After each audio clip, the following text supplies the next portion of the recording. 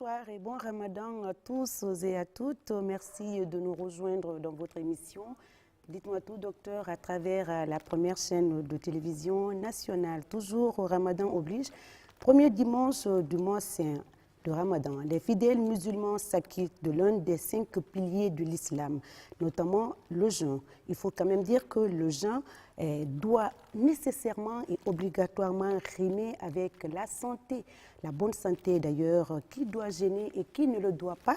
Les islamologues et les hommes de science se rejoignent sur ce point pour dire que c'est seulement lorsqu'on est en bonne santé que l'on doit jeûner, mais malheureusement, nous n'avons pas d'islamologues sur ce plateau, mais plutôt des hommes de la médecine ou de la médecine conventionnelle qui sont là pour nous parler un peu de ce que l'on doit faire pendant ce mois saint, notamment professeur Abdraman Ndjouria Diallo, hépato-gastro-entérologue qui est notre invité, et docteur Ba Amadou, diabétologue en service au CHU Donka. Mesdames et messieurs, leur avis nous servirait de savoir dans quel contexte doit-on jeûner, car certaines maladies nous en empêchent, notamment le diabète, la gastrite, entre autres. Encore une fois, mesdames et messieurs, bonsoir et bienvenue. Bonsoir, professeur, merci d'avoir accepté notre invitation. Également, docteur Ba, merci d'avoir accepté notre invitation, de répondre à nos questions, quelques questions qu'on va vous poser tout à l'heure, et celle des téléspectateurs qui sera la deuxième partie. Pour nous joindre, appelez donc au 620 58 90 73. En attendant la libre antenne, on va ouvrir le téléphone plus tôt que prévu. Et nous revenons à vous, professeur docteur Ba, juste après ceci.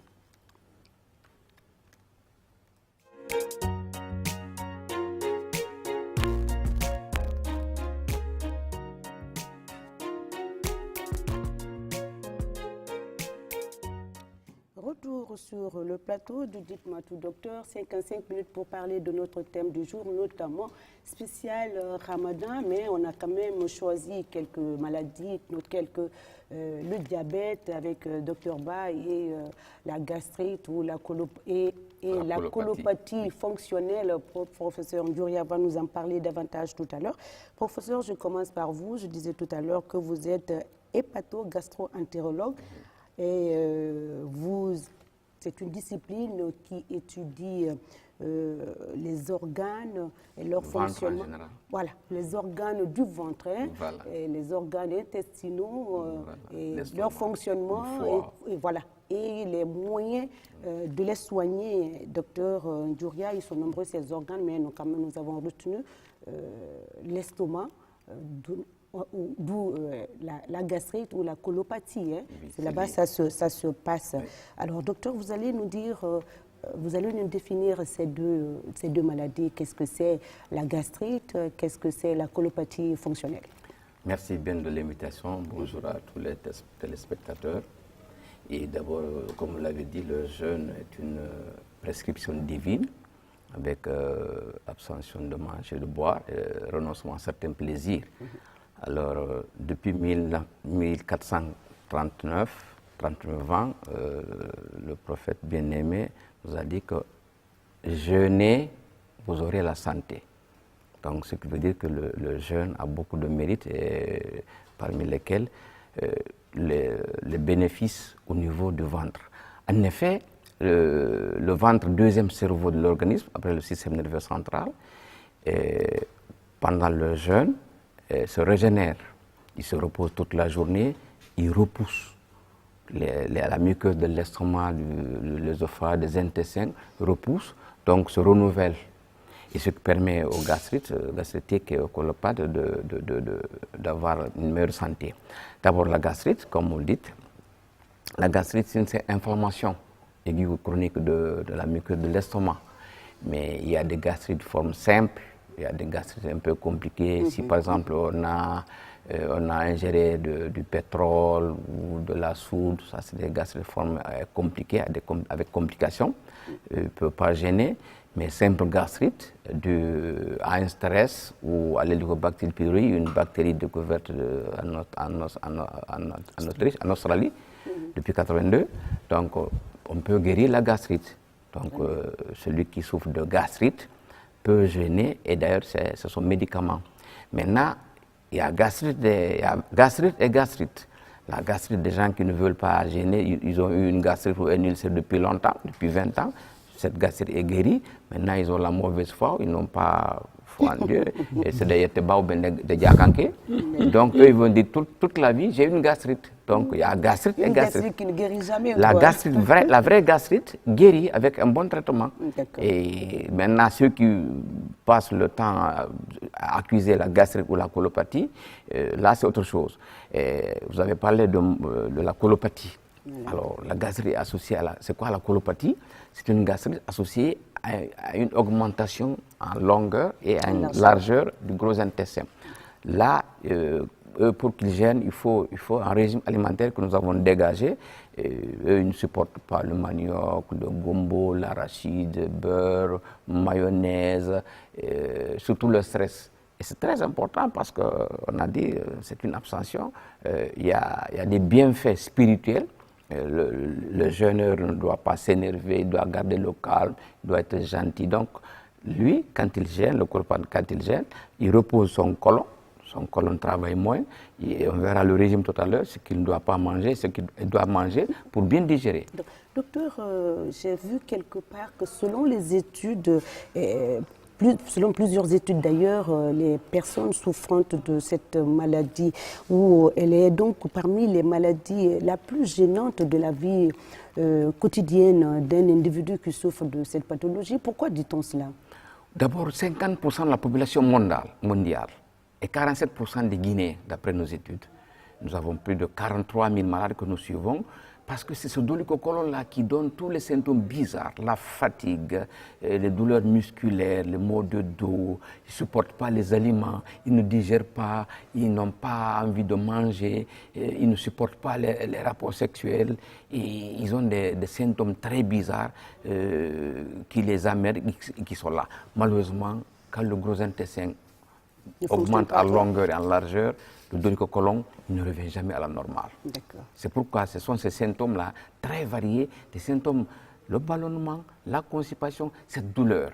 Surtout, il y a une forme là de ballonnement, le gros intestin ballonne, les gaz vont venir bloquer le cœur de temps en temps, et ce que j'exprime avec mes étudiants, avec mon staff, suffocation, avec impression de mort imminente.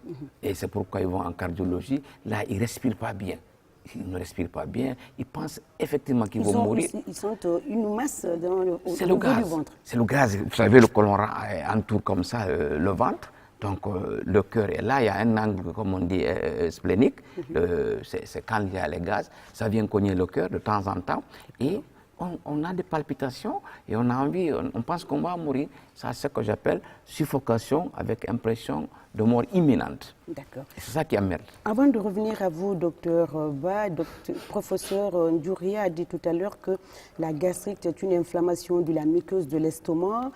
Elle peut être aiguë ou chronique. C'est lorsque c'est aigu que l'on a besoin, on sollicite l'assistance du spécialiste, n'est-ce pas? Alors, dites-nous quelles sont les causes de cette maladie, de la gastrite, mais également de la colopathie. Avant, on parlait d'acide. Il n'y a pas de gastrite ou d'ulcère sans acide. Mais depuis 1982, il y a une bactérie, un microbe qui s'appelle l'Helicobacter pylori. Mais ici, c'est le stress. Vous savez, quand on est stressé, on sécrète beaucoup de gastrine au niveau de l'estomac. Et cette gastrine-là, il y a une usine de fabrication d'acide chlorhydrique dans l'estomac. C'est cette quantité-là qui est exagérément formée et qui entraîne une inflammation. Maintenant, le stress entraîne non seulement cet excès d'acide, donc l'acidité entretient l'inflammation. C'est pourquoi, plus maintenant, les petites manifestations qui sont liées au gros intestin. Donc, l'inflammation aiguë, quand on prend des aliments, par exemple des mangues, 15 mangues, on mange comme ça, ou bien des aliments acides, ça guérit en 2-3 jours. Mais si c'est une simple gastrite, c'est un petit pansement. Mais quand on est stressé, on a une gastrite chronique, c'est permanemment. Et le ventre est gonflé, en termes simples, ballonné. Il y a la douleur abdominale qui est là permanemment. Il y a le ballonnement, on ne supporte pas les aliments. Dès qu'on mange, on est rassasié, ou bien dès qu'on mange, on a la douleur. Donc, c'est ça le problème. C'est un peu gênant, c'est vrai. C'est un peu gênant. Une autre maladie a attiré donc notre attention en cette période de Ramadan. Il s'agit du diabète. Le diabète, il faut le dire, que fait des ravages si ce n'est pas détecté à temps et si le traitement n'est pas régulier. Hein. Il y a docteur aujourd'hui, vous êtes là, c'est pour inviter les patients, les téléspectateurs qui nous suivent à travers la première chaîne, les uns aux autres, de prendre soin de leur maladie, c'est-à-dire de circonscrire la maladie, et ceux ou celles qui sont prédisposés de garder aussi une surveillance en permanence, et les sujets non malades, de ne pas contracter la maladie, parce qu'il y a des facteurs qui peuvent, même si on n'est pas prédisposé, qui peuvent entraîner ou qui peuvent nous conduire à être diabétiques. Docteur Ba, donc dites-nous, nous avons ici énuméré une pile de points. Pourquoi vous, médecins, vous demandez aux diabétiques de surveiller leur tension artérielle? Leur glycémie. Leur glycémie, taux de cholestérol, tout cela. C'est vrai, merci de nous avoir invités pendant cette période de Ramadan. Oui. Et vous savez tous, pendant le Ramadan, tout le monde voudrait jeûner. Qu'on est malade ou qu'on n'est pas malade. C'est vrai, les diabétiques, logiquement, c'est une maladie chronique. Et c'est l'augmentation du taux du sucre dans le sang de façon permanente. D'accord. C'est comme ça qu'on définit le diabète. Mais à l'heure actuelle, le diabète est en progression. C'est devenu un problème de santé publique. Oui. Pour revenir à votre question, il faut mener une campagne de sensibilisation. C'est ce que nous sommes en train de faire. Ce que nous sommes en train de faire à travers cette émission-là. Parce que le diabète touche toutes les personnes, tous les âges.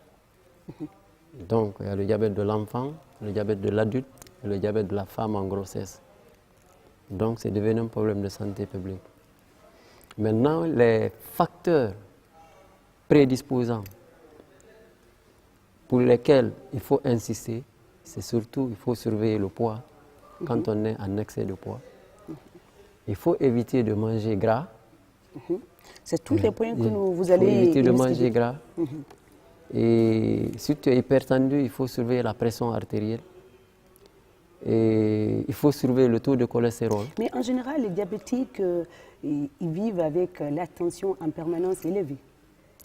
Non, il y a les diabétiques hypertendus et il y a les hypertendus qui deviennent diabétiques. D'accord. C'est des maladies chroniques. En Guinée, nous avons le programme des maladies non transmissibles. Dans ce programme-là, nous avons un paquet de maladies. Nous avons le diabète, l'hypertension artérielle, Oui. les maladies respiratoires, le cancer et le tabac. Les maladies de rein, oui. Oui, le tabac. Donc, c'est des maladies qui ont à peu près les mêmes facteurs de risque. Donc, pour tout diabétique hypertendu, nous, médecins, on ne gère pas seulement que la glycémie. On gère la glycémie et la pression artérielle. Parce que le diabète a des complications microvasculaires, macrovasculaires, comme l'hypertension artérielle qui a les mêmes complications. Donc, c'est les éléments à surveiller pour éviter à aller au stade de complication. Parce que ce que nous disons à nos malades, le diabète, c'est une maladie chronique. Mais on peut parfaitement bien vivre avec le diabète. C'est pour cela, dès la découverte du diabète, quelle que soit la glycémie que le malade a, la première des choses, il faut l'hospitaliser pour l'éduquer de sa maladie, comment il pourra vivre avec sa maladie, parce que logiquement, il doit avoir une qualité de vie meilleure malgré qu'il est diabétique. Donc, il faut surveiller la glycémie, il faut surveiller la pression artérielle, il faut surveiller le tour de taille en mesurant l'indice de masse corporelle. Le poids doit correspondre à la taille. À la taille. Donc, éviter le surpoids. Éviter le surpoids. Mais pas l'obésité quand même. Non, il y a certains qui naissent obèses. Oui. Parce qu'il y en a dans les familles, ils sont tous obèses. Mais même s'ils sont obèses, il y a les mesures hygiéno-diététiques qu'il faut adopter. Il faut manger léger, il faut avoir l'activité physique. Il est recommandé d'avoir 30 minutes d'activité physique 3 fois par semaine. Alors, docteur, vous parlez de pratiquer l'activité, l'exercice physique. Avec le ramadan, qu'est-ce qu'il faut faire? Et avec le manque d'infrastructures, qu'est-ce qu'il faut faire? Donc, avec le ramadan, déjà, pour préparer le ramadan, logiquement, nos malades doivent venir nous voir 3 mois avant le ramadan. On fait l'évaluation clinique de sa maladie, l'évaluation de l'éducation de ce qu'il mange et ce qu'il doit manger, ce qu'il ne devrait pas manger. Et on revoit son traitement parce qu'il y a des médicaments qui entraînent l'hypoglycémie pendant le ramadan. Pour adapter ce traitement-là, on fait l'hémoglobine glyquée, voir la moyenne des glycémies depuis les 3 derniers mois. C'est vu tout ça qu'on peut se prononcer si ce malade-là doit jeûner ou il ne doit pas jeûner. Parce que la pratique du jeûne du ramadan... Est-ce qu'il y a un risque, justement, est-ce qu'il y a un risque pour les diabétiques de jeûner ou de ne pas jeûner? C'est vrai, la pratique du jeûne, le risque potentiel de pratique du jeûne pour un diabétique, nous avons l'hypoglycémie. Ça veut dire que quand tu jeûnes, le taux de sucre va beaucoup baisser. Et quand le taux de sucre baisse de trop, tu as la transpiration, tu trembles, tu as faim. Et dès que cela t'arrive, il faut couper le jeûne. Parce que dans la prise en charge du diabétique, on a un volet éducationnel. Dans ce volet-là, on te dit les signes et les corrections d'hypoglycémie quand l'hypoglycémie t'arrive. Parce qu'il y a des médicaments qui peuvent induire l'hypoglycémie. Et du fait de jeûner toute la journée, 10 à 12 heures ou à 20 heures, ça aussi... Ça peut entraîner autre chose. Ça peut entraîner l'hypoglycémie, surtout si tu mènes une activité physique pendant cette période-là. Donc, le deuxième risque, c'est l'hyperglycémie. Ton taux de sucre peut augmenter trop, 2 à 3 grammes. Et il y a les signes qui vont se manifester. Tu commences à boire beaucoup d'eau, tu es fatigué, tu es vraiment lassé, tu ne peux rien faire. Et tu urines fréquemment, tu bois beaucoup. Dès que cela t'arrive aussi, c'est un risque potentiel de la pratique du jeûne. Et nous avons la déshydratation. C'est la période de grande chaleur. Quand tu jeûnes, si tu ne bois pas d'eau toute la nuit, à partir de la rupture jusqu'à l'aube, le dernier repas, on conseille aux malades de boire beaucoup d'eau pour éviter cette déshydratation-là. La déshydratation peut entraîner la syncope et la thrombose. Donc, c'est les risques potentiels de la pratique du jeûne chez les diabétiques. Mais, il y a les recommandations internationales qui ont catégorisé les diabétiques à 3 risques. Lesquels? Nous avons le risque très élevé, les malades à risque élevé et les malades à risque faible ou modéré. Normalement, les malades qui sont à risque très élevé ne doivent pas jeûner. Ces risques-là, c'est quoi? Comme je l'ai dit, le risque potentiel déjà de pratiquer le jeûne de Ramadan. Nous avons l'hypoglycémie sévère dans les 3 derniers mois avant le jeûne de Ramadan. Donc les malades qui ont eu des séries d'hypoglycémie récurrentes avant le Ramadan, ils ne devraient pas jeûner. Les malades qui ont eu des comas, ce qu'on appelle le coma acidocytosique, glycémie très élevée avec respiration ample, parfois c'est le coma, avant le Ramadan, ils ne devraient pas jeûner. Nous avons le diabète de type 1. Le diabète de type 1, c'est le diabète sous insuline. Ils ont des insulines, un traitement intensifié à base de l'insulinothérapie. Et nous savons que l'insuline, c'est une hormone qui a pour rôle de baisser le taux de sucre. Le taux de sucre dans le sang. Et quand tu prends l'insuline, tu ne manges pas le jeûne, tu n'es pas obligé, tu ne dois pas manger de l'eau jusqu'au coucher du soleil. Tu prends ton insuline, tu as une activité physique, c'est une hypoglycémie assurée. Donc là, tu as un risque très élevé. Logiquement, tu ne dois pas jeûner. Nous avons certaines infections, les femmes en grossesse, diabétiques en grossesse, ils ne devraient pas jeûner. Donc cette catégorie de risque très élevé là, d'après les recommandations internationales et les autorités religieuses, ils ne doivent pas jeûner. Donc nous avons les risques élevés aussi. C'est des hyperglycémies modérées, mais quand tu fais la moyenne des glycémies, l'hémoglobine glyquée autour de 9%.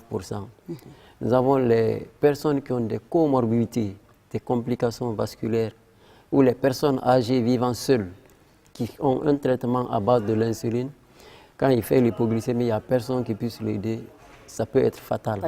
Donc, ce risque aussi élevé, eux, ils ne devraient pas gêner. Maintenant, les malades à risque faible, c'est-à-dire qui ont un diabète contrôlé à travers le régime seul, ou qui ont un diabète bien contrôlé à travers un traitement à base de la metformine, un comprimé matin, un comprimé soir, peuvent se permettre avec surveillance médicale. Donc, dans l'un ou dans l'autre cas, il faut une surveillance. Il faut une surveillance. Vous avez vu, il y a une tolérance religieuse derrière. Et malgré cette tolérance religieuse-là... On devrait normalement avoir un islamologue ici pour partager aussi son point de vue par rapport aux gens. Qu'est-ce qu'il faut qu'on l'interdise de façon brutale qui ne doit pas gêner. C'est vrai. Mais il faut passer par ces arguments. Surtout, c'est pour cette raison-là, il y a eu cette stratification des risques.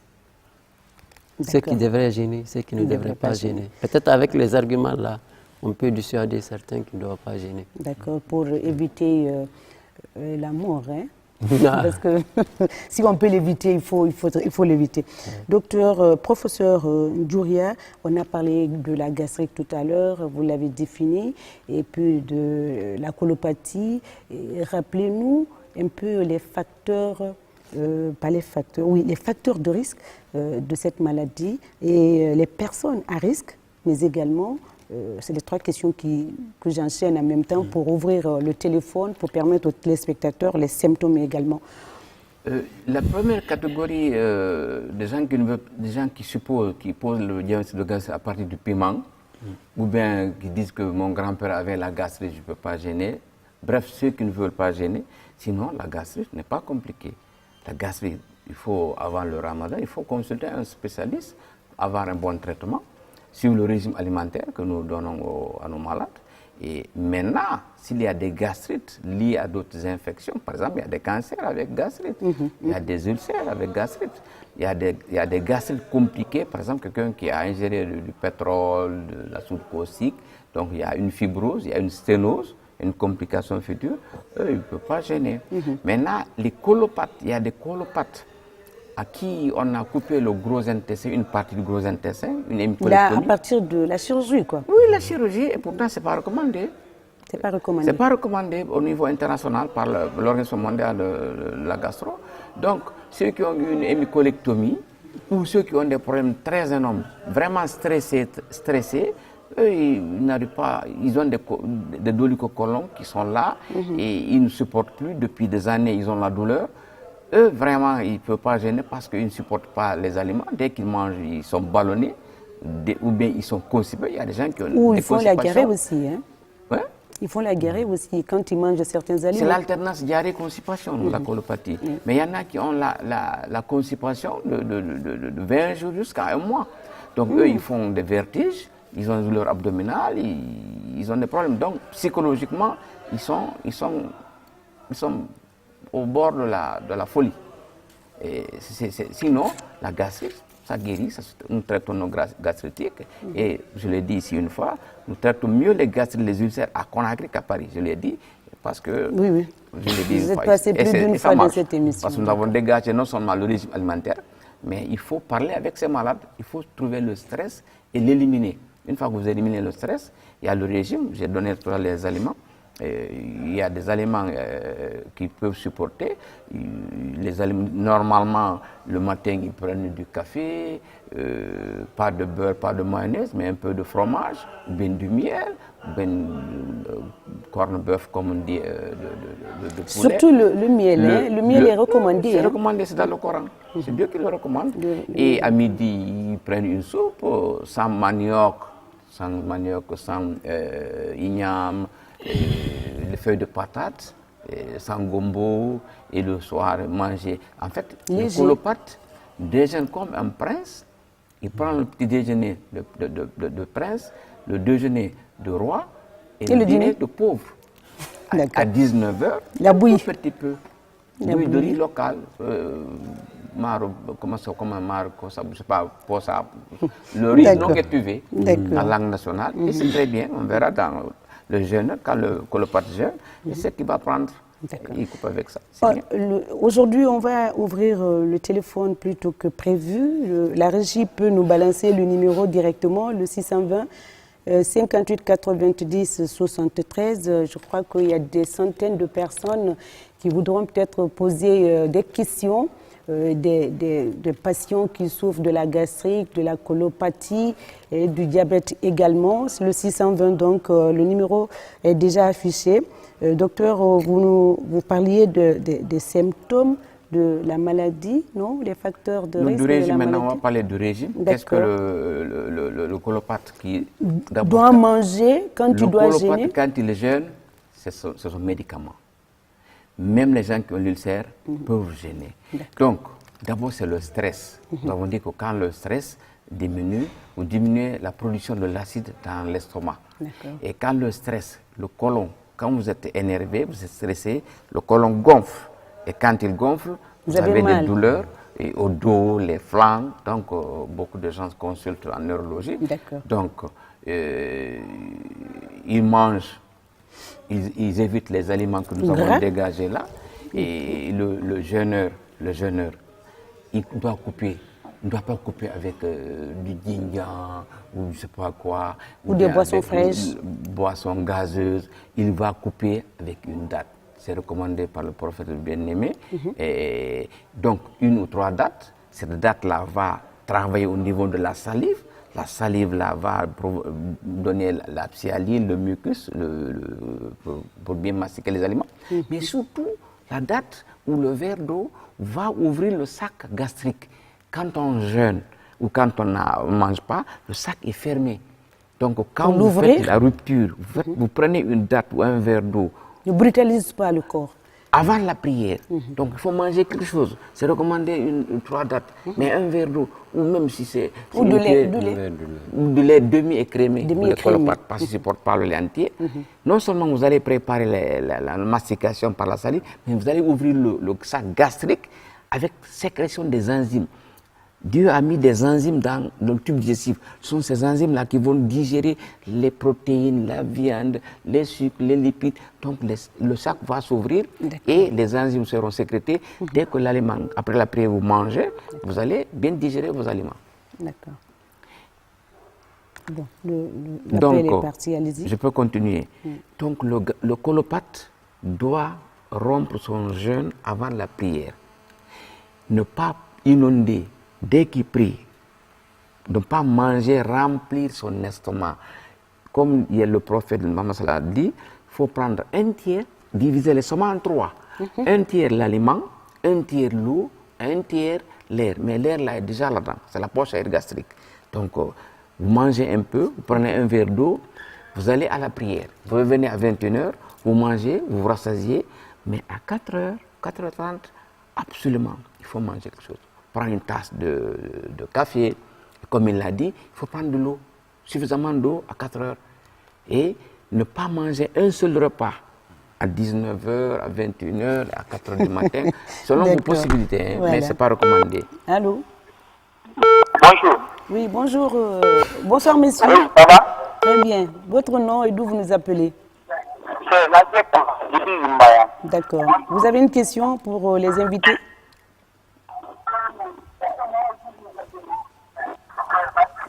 Allô? Allô? Bon, on ne comprend pas ce qu'il dit. On va prendre notre appel. Docteur, on a demandé les diabétiques doivent surveiller leur tension artérielle, faire un examen de routine en permanence. Et un examen de routine, pas en permanence, un examen de routine, alimentation saine et équilibrée. Et faire de l'exercice physique, éviter l'obésité, le surpoids, les facteurs génétiques, faire une surveillance aussi également. Nous allons prendre cet autre appel. Allô? Allô? C'est parti. Docteur, professeur, un colopathe, qu'est-ce qu'il doit faire le matin, le petit matin? Il ne doit pas trop manger à 4 heures, pour assurer la journée. Mais à 4h30. Il doit manger ce qu'il gagne. Mais pas beaucoup. là, il peut se ressaisir. Hein. D'accord. Surtout Pour prendre assurer beaucoup toute d'eau. pour assurer. Parce que éviter la déshydratation. D'accord. Hein. Voilà. Très important, prendre assez d'eau. Voilà. Docteur, pendant ce mois de Ramadan, vous avez dit qu'il faut préparer les malades avant, 3 mois avant. Bon, cette année, comment ça a été? Il y a eu un engouement pour les contrôles. Qu'est-ce qui s'est passé? Oui, cette année, il y a eu beaucoup d'engouement. Malheureusement, les gens sont venus à 2 jours avant le début du Ramadan. Donc pour les les consultations, c'était vraiment énorme. Vous étiez débordés donc. C'était très énorme.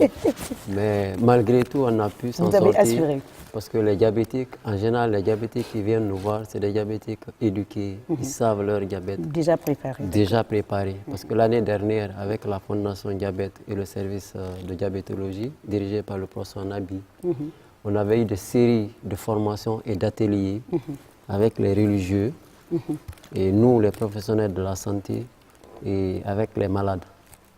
Et on a débattu ce problème de diabète et Ramadan. Et c'est ce que j'ai dit tout de suite là. Tout est codifié dans le Coran. Il y a le manque d'informations. Seulement. Parce que Dieu dit, c'est le Ramadan, c'est une prescription divine obligatoire pour tout musulman adulte qui en a les capacités de le faire, surtout s'il est en bonne santé. D'accord. Nos diabétiques, qu'est-ce que nous les conseillons surtout, ceux qui pratiquent le jeûne, à travers les risques que j'ai énumérés là. Docteur, il y a quelqu'un qui a mis allô? Allô? Bonsoir. Oui, aujourd'hui, c'est spécial Ramadan. On donne plutôt l'opportunité aux téléspectateurs de poser. Oui, monsieur, comment vous appelez? D'où vous nous appelez? Je m'appelle Mamou de Kabaji, depuis. De? Vous nous appelez d'où? Depuis Kipé. Kipé, d'accord. Kipé. Oui, allez. Vous avez une question pour nos invités? Oui, moi j'ai une question. Moi j'ai un problème. D'accord, lequel? Bon, à chaque fois que je fais le petit déjeuner vers 4h du matin là, bon, le matin vers 10h, 11h là, donc il y a toujours des bruits au niveau du ventre. D'accord. Mais je ne fais pas de diarrhée, mais chaque fois que je fais ça, donc il y a des bruits au niveau du ventre.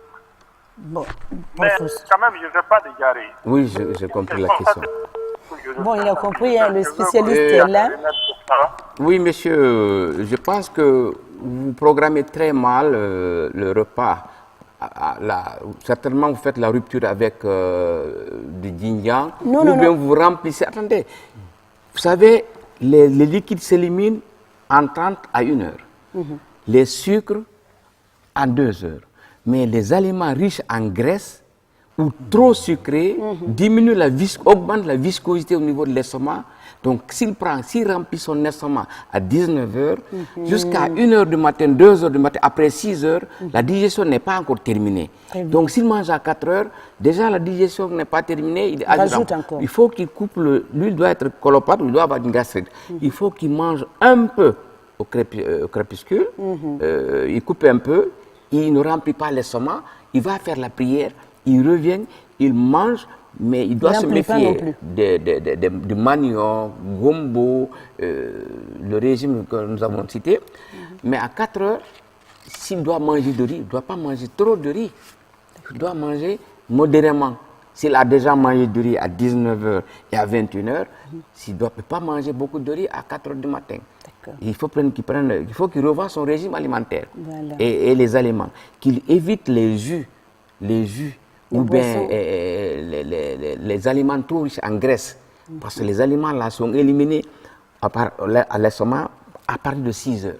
Donc, vous voyez, s'il mange, il remplit tout son estomac la nuit. Donc, et surtout les boissons énergétiques, les 3XL.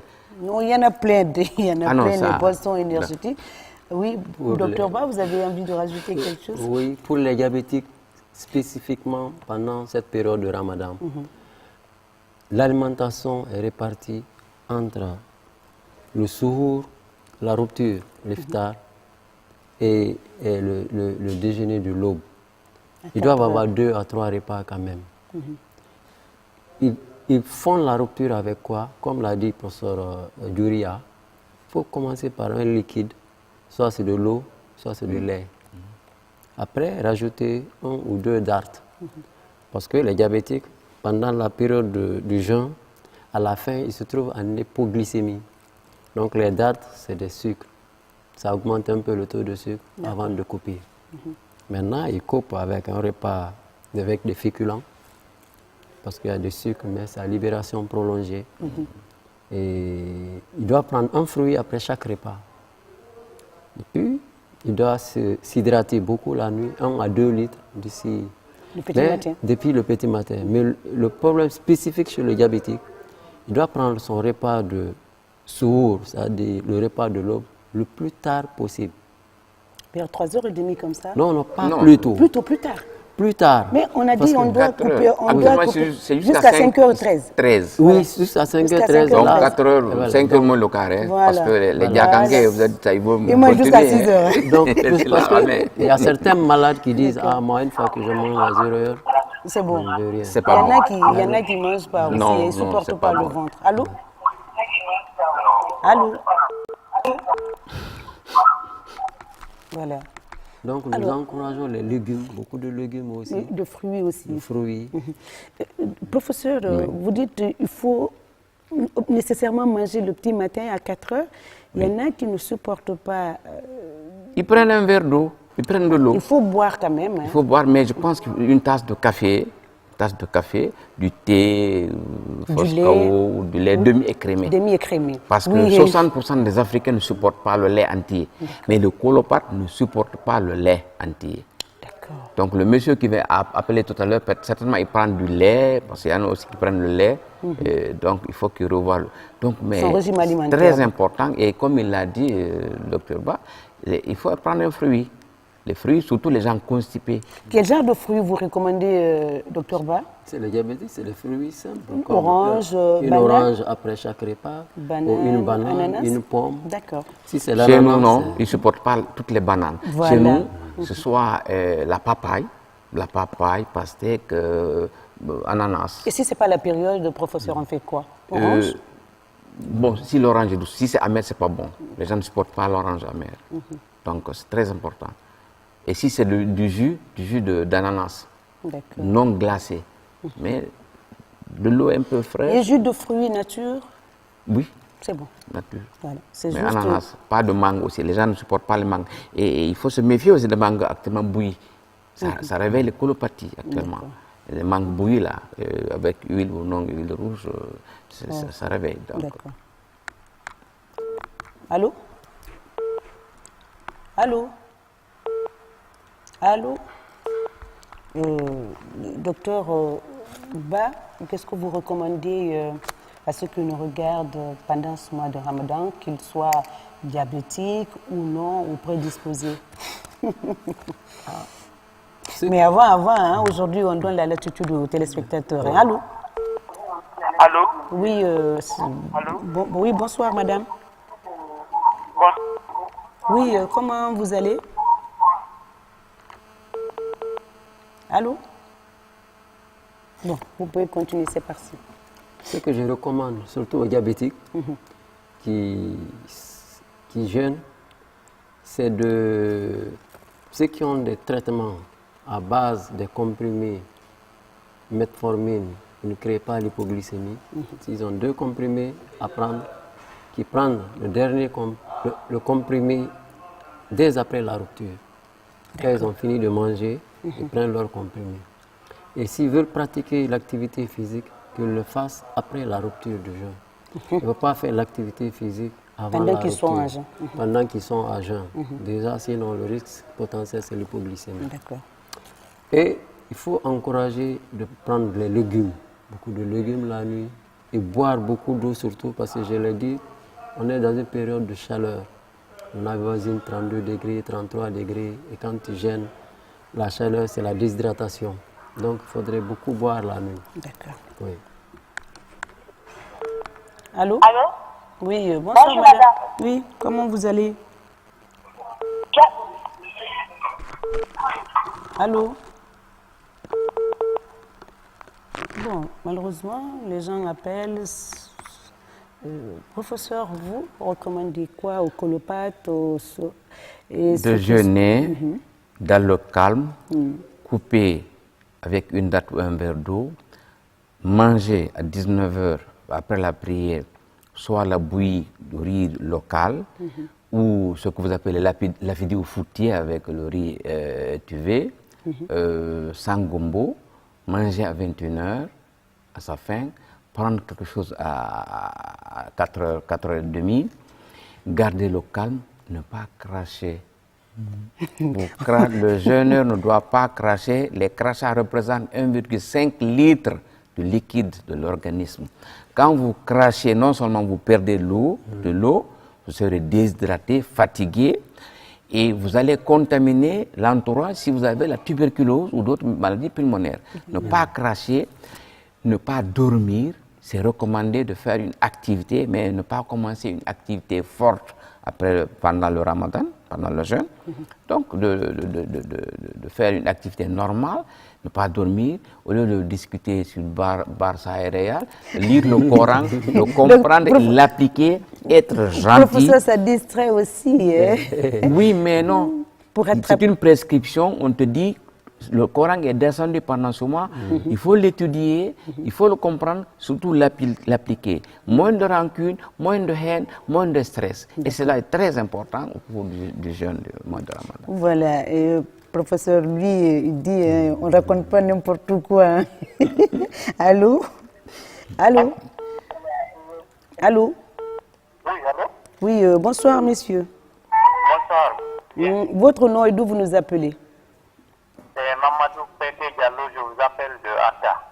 Monsieur Diallo, nous vous écoutons. Je voudrais demander à vos invités si pendant ce ramadan, un patient qui a la gastrite contre le jeûne avec le Xinjiang. Ça a été dit. Certainement, c'est le débat. Je l'ai dit. Non, il est Diallo, il a dit. Bon, c'est votre frère. Ne prenez pas le Xinjiang ou bissap. Ne prenez pas du sirop ou du jus. Le sucre, beaucoup de sucre inonde l'estomac. Beaucoup de graisse inonde l'estomac, augmente la viscosité. Ça va rendre votre digestion très difficile. Prenez de l'eau simple, non glacée. Coupez avec la date ou le verre d'eau.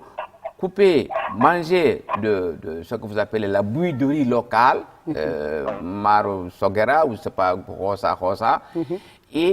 Ou alors, si vous prenez autour de la bouillie de riz, demain vous prenez fouti ou lafidi comme on le dit, et avec l'huile rouge, un peu de gingembre, si le soumbara vous donne la diarrhée, vous laissez sinon un peu mais pas de gombo. Pas de solutions sucrées. Les solutions sucrées sont à éviter, sont à proscrire, même si on n'est pas écolopathe. Il ne faut pas remplir l'estomac dès le premier coup. Vous le remplissez, vous l'étranglez, il ne pourra plus digérer comme ça se doit normalement, dans le temps imparti. D'accord. Il ne nous reste pas assez de temps. On va prendre... Allô? Allô? Oui, allô, oui, bonsoir, monsieur. Rapidement, on n'a plus le temps. C'est madame. Oui, madame, excusez-moi. Votre nom et d'où vous nous appelez? Allô? J'ai une question pour M. Ba. D'accord, rapidement, madame, on n'a pas le temps. Si on dit à l'hôpital que ta glycémie à 1,56, est-ce que tu en as diabète? Bon, c'est son inquiétude, hein? Oui, elle a raison. Elle a raison de poser la question. D'accord. Ça dépend à quel moment sa glycémie a été prise.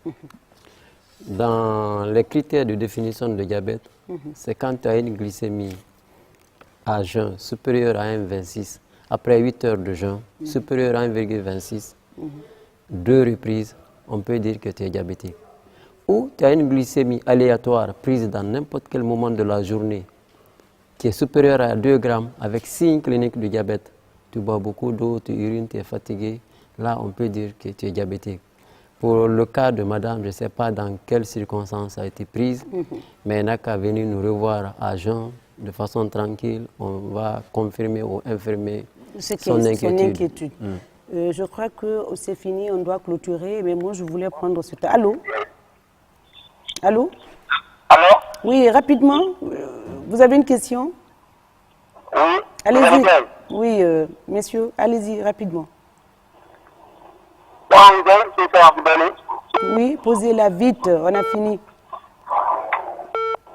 Est-ce que quand on mange le Quand on mange le matin, Oui.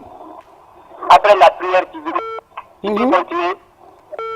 Quand on mange le matin, on fait quoi? Quand on mange après la prière, tu vénises. Est-ce que tu peux continuer? Bon, je crois que... Après la prière de l'aube, Non, quand il non, mangeait, il non. peut continuer à gêner. Vous ne pouvez pas continuer. Moi, je crois que c'est- les derniers mots, très rapidement, on a fini, on est pris par le temps. Allez-y, Docteur Ba, J'ai rapidement. été très heureux d'être à ce plateau de la RTG Coloma pour participer à cette émission Dites-moi tout, docteur, que je suis tous les dimanches. Et c'est une émission de sensibilisation de la population. Parce que le diabète étant une maladie de tout le monde maintenant, ce n'est plus une maladie des nantis, c'est une maladie de tout le monde. Et à travers cette émission, j'espère que la population prendrait de bonnes mesures pour éviter d'être diabétique. Très bien. Professeur, rapidement. Évitons de définir la gastrite quand on ne supporte pas le piment ou bien l'ignorance ou la mauvaise foi. Quand vous avez une gastrite, venez nous voir, on traite la gastrite. Et le gastritique ou le colopathe, le jeûne est fait pour eux. Vous jeûnez, vous aurez la santé. Et respectez le régime qu'on vous prescrit. Et jeûnez tranquillement et vous aurez la santé et les bénédictions de Dieu. Merci à madame. Moi, je vous remercie également, professeur Abdraman Djouria Diallo, hépato-gastro, entérologue qui est notre invité de ce dimanche, le doyen de cette émission. Il est passé plus d'une fois et c'est votre première invitation, docteur Ba Amadou, diabétologue. Il est Diallo maintenant. Alors, vous acceptez? Non. Non, pas du tout, donc, professeur. Donc, merci d'avoir accepté respectivement cette invitation de répondre à nos différentes inquiétudes et celles des téléspectateurs. Merci, bon Ramadan à tous les musulmans de la Oumma, à tous les travailleurs de la RTG, surtout à l'équipe technique du dimanche de la régie du Nodal. Et merci également à toute ma famille, surtout à ma maman. Bon Ramadan à tous. Merci et à très bientôt. Merci. Merci, j'espère que ça sera Restons.